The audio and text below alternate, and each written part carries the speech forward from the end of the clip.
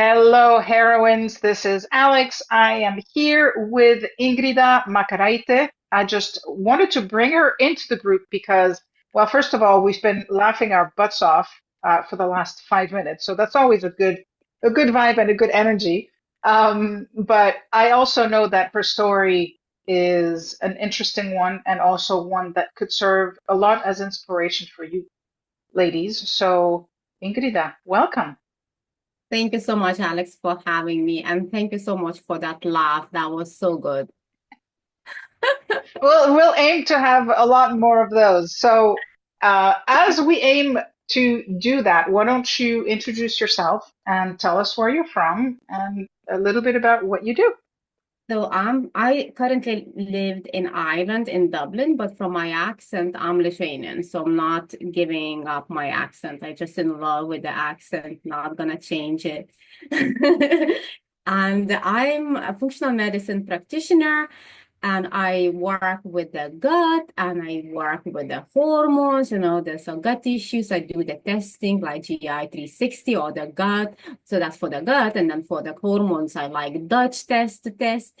And then I create a protocol based on what test results are saying and how you answer the questions. I also do the body transformation programs for females. Those females who say, the diet and exercise doesn't work anymore.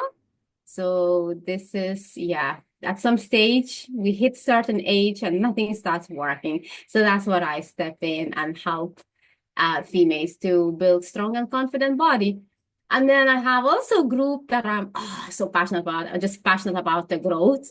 And what I interview amazing people. It's called Next Level Transformation Hub. I addicted to the sugar and I'm not gonna hide it, but I try to control. It's all about balance. So my favorite is chocolate cake. And today I had like chocolate cherries. Cherries were soaked in the alcohol, and that made me laugh. And we had a laugh with Alex. Just a little bit, not too much. Yeah, Well, that's it's good to have things that are good for the taste buds and good for the soul too. yeah. I love those butts, the taste buds, right? That's it. That's it. Yeah. So, so Ingrid, why don't you, how did you come to do what you do? Like, what's your story? Oh, the story is very long, but I'm gonna try and somehow to cut it. So I never was healthy. So my 20s were very much unhealthy. My teenage was also unhealthy. I had very much quiet child, suppressed emotions. I never would say anything. I always would keep it to myself. And as a result of that, I had very, very bad stomach ulcers and very bad period pains, where literally stomach ulcers could come out of blue in the middle of the street, and the spasm would be so bad that you literally, if there is nowhere to lay down, you just lay down on the street and wait until it stops and then you can move. So, and sometimes you need to skip the school, but my attitude would be always to push, no matter how hard. I always in life push. And then in my kind of late 20s, with this attitude and with a sugar diet, that kind of completely I exhausted myself, where one day I have to get up to go to work and I just paralyzed. I can't get up. I don't understand what's going on. I literally, you can't get up. Your body doesn't work anymore. And I remember thinking in my mind, what the heck I'm gonna tell to my employer that I'm not able to come to work? Like, I needed a serious excuse that wasn't serious enough. I needed like to be hit by a car or something. So I got signed off. I don't know for how long, 3 or 4 weeks. I forgot, but it was a while ago from work and then to recover. So I think it was like, when you completely exhaust your adrenals, that's it. That's what happens.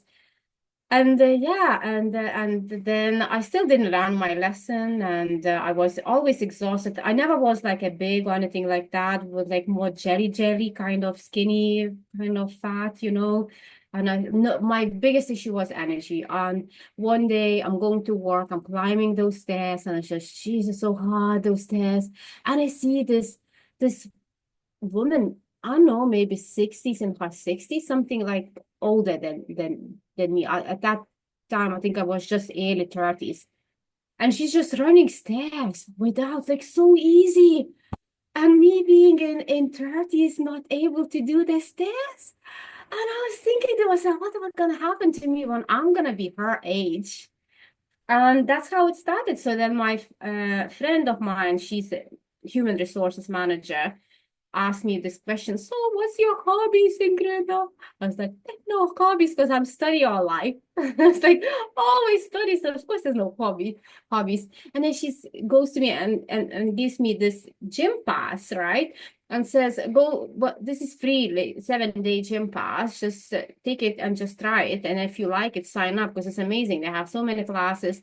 So that's how I started. I started with the gym, with the classes. I tried all of them and I really like it because it gave me energy. And then I sign up. And then 1 year in, my nutrition start improving. Not that I know, but like you kind of go with the gut feeling that you crave more greens, less sugar. So like everything starts improving. And yeah, second year in, I started competing like in professional in bodybuilding. And bodybuilding led me to sports nutrition into nutritional therapy into functional medicine. And then I'm doing this brain health, like neuron coding. And yeah, so it just this the whole journey, this is how it all started. Yeah, for me. It was fun. And what I love is that you started from a place that was a place of pain, right? Which I Mm, think a lot of the women in the group can relate because they're probably in a moment of pain right now because they've either just gotten yeah, separated or gotten divorced. So yeah, we have a choice, right? In those moments in time, we can either yeah, choose to be a victim or we can choose to say, yeah, this is not going to break me yeah, and this is yeah. going to change my life in a good way. So Mm, I just wanted to go back to what you said before about you were holding everything in. mm. How did you learn or teach yourself to release what you were holding? And how did you then get in the habit of being able to voice Yeah. what you were feeling instead of holding on to it? Oh my gosh, Alex, that was the whole journey, like of that. First of all, I couldn't fit. I couldn't fit with people, with the surroundings. I never was able to fit with other people because I was thinking, what's wrong with me? I can't because I wasn't able to express myself. Everything would be suppressed. Then I think everything for me started with a self-development. So I started with, I don't remember which one the first self-development book was, but I read it and kind of made sense. And then I kind of become addicted with the books. Then the next step was like buying online courses. Then the next step was hiring the coaches. And then I got addicted to the coaches because like mentors and coaches hiring, even to this day, having few, not just fun, because it helps you to achieve what you want and to release way faster than doing everything on your own. You still can do it on your own, absolutely, but it takes a lot of time and a lot of kind of, am I doing it right? Am I doing, the correct? But with a coach, yeah. And I still working on, there's still a lot of aspects in my life and life in certain areas in my personal life not working the way I would like, and I keep it to myself. And I know I shouldn't be keeping, I know I should be saying things loud and clear, but I still have that bad habit from the past to keep that. But like a lot, it's already I'm able to say how I feel. I'm able to say a lot of things like happen. And the biggest for me, I think, was the opening. I was last year, September, Tony Robbins Unleash the Power Within. Yeah. Did you go as well? Yeah, yeah, yeah. So it was good. And that's how I met my mentor, Joseph McClendon III. That's how I got a neuro and coding. And that's how I got to know you, Alex, because we connected and through bump. Like everything, it was just connection, connection, connection. And this were explosive move happen where you start like releasing everything, doing work with yourself, trying to understand what is it that still holds me back. Trying like the way I do it, I always get those triggers during the day. And the next day I journal these triggers. What do they mean? Why certain person, or not just person, it could be something else. Why did I get irritated? And then next morning when I'm so clear, you just get up, I'll do the journal on those triggers to understand myself. And I see like still so much wounds and emotions and are trapped in me.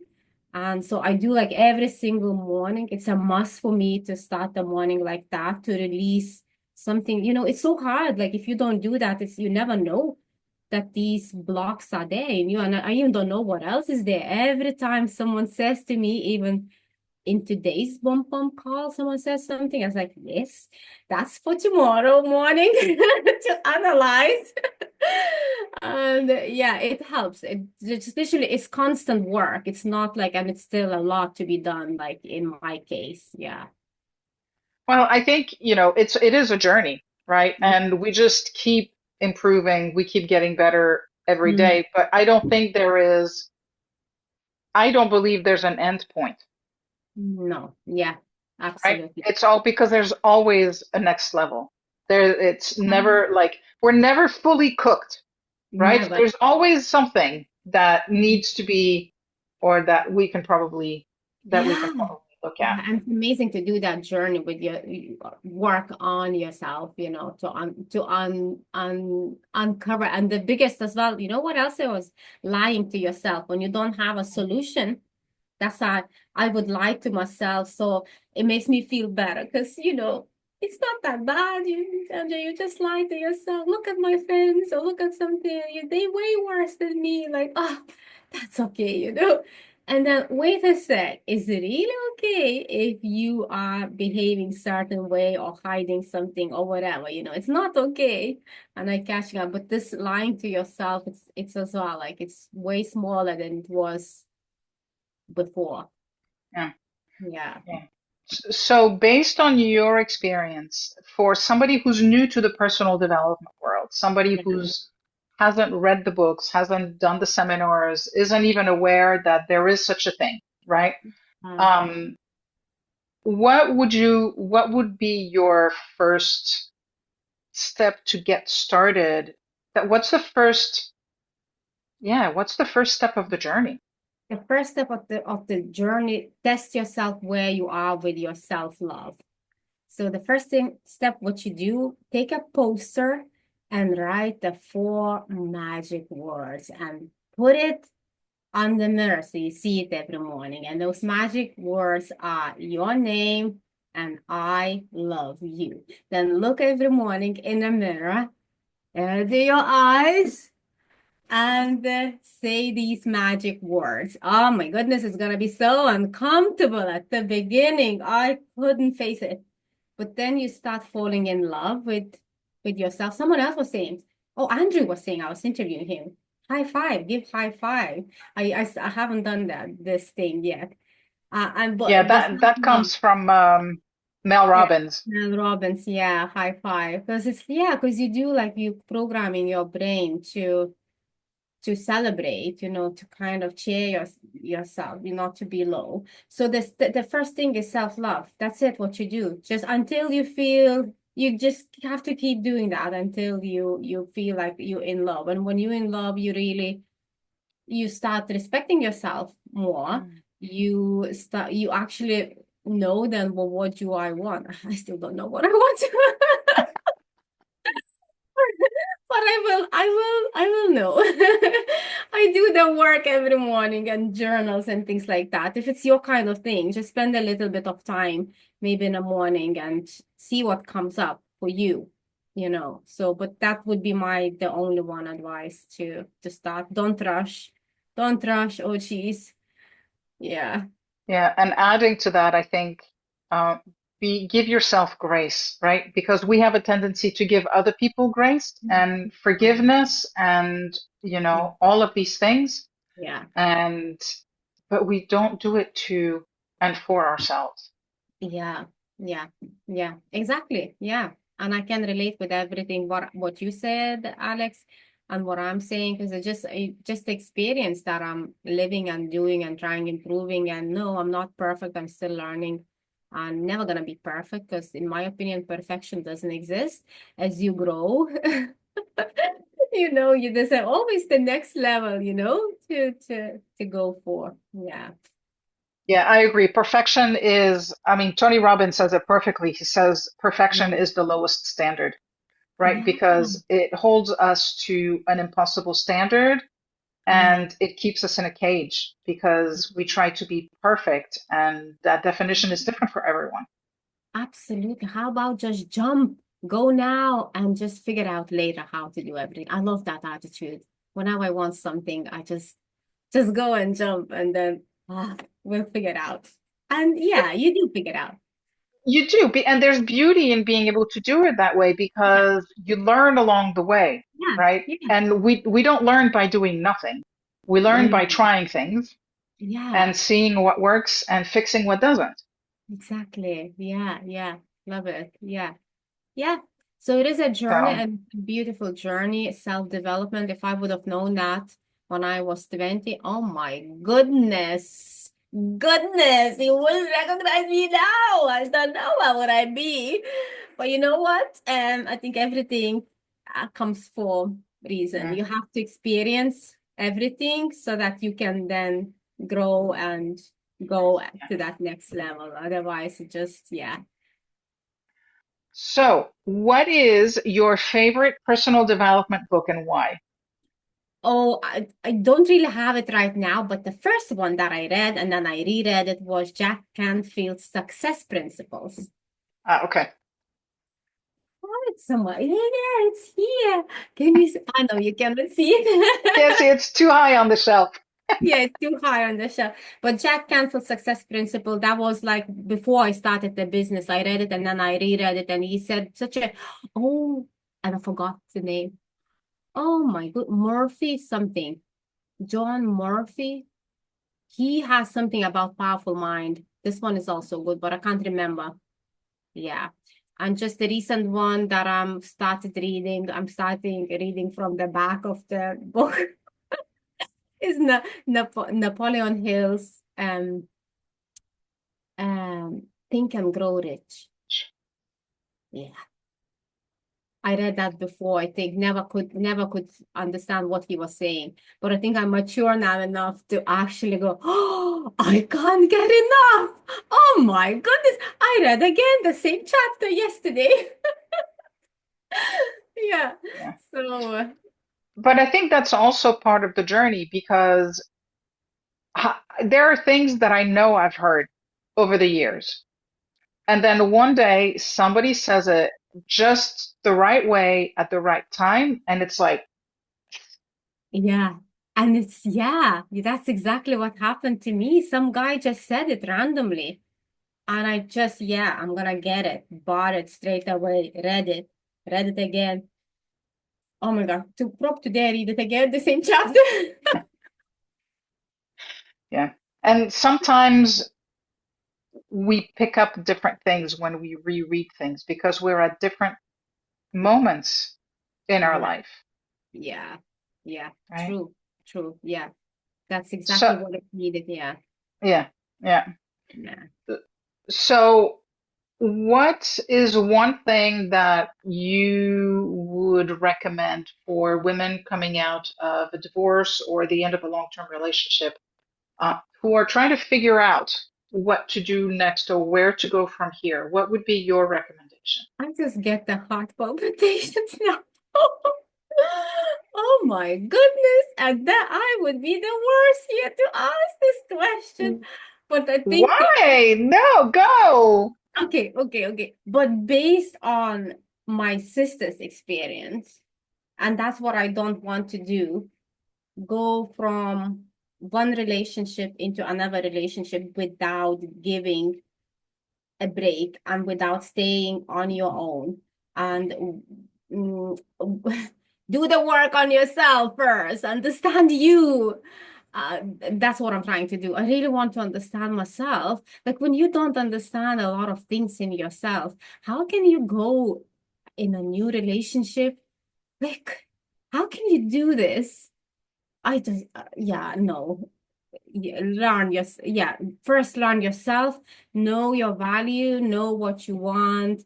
And that's what I'm doing right now. I just really want to understand me, my value, what I want. And then, yeah. Well, I don't know. I don't know. I just say this thing, but I don't know I don't know. Yeah. And it's fine. It's exactly what it's supposed to be. So I wouldn't worry about it. And I happen to agree with you. I think that coming Yeah. out of a relationship, being able to be okay with being alone and Mm. getting to know ourselves and getting to Yeah. know what we want so Yeah. we have that clarity. Yeah. Um, But yeah, and then like in my sister's case, right? This chemistry came up, the new chemistry. And then she didn't have time to wait because there was this, the chemistry is very powerful. And then when it comes up, I'm like, you have to wait, but the chemistry, there's no way. The fire is there, like the fire is there. And then again, everything starts and then, oh, yeah, but you can have fire there and have fun without commitment. jumping into a new commitment, Yeah, that's a new approach. I like that. right? Yeah, yeah, Because who doesn't want to have fun? You want to yeah. have fun. I want to have fun, I wanna have, right? let's do that.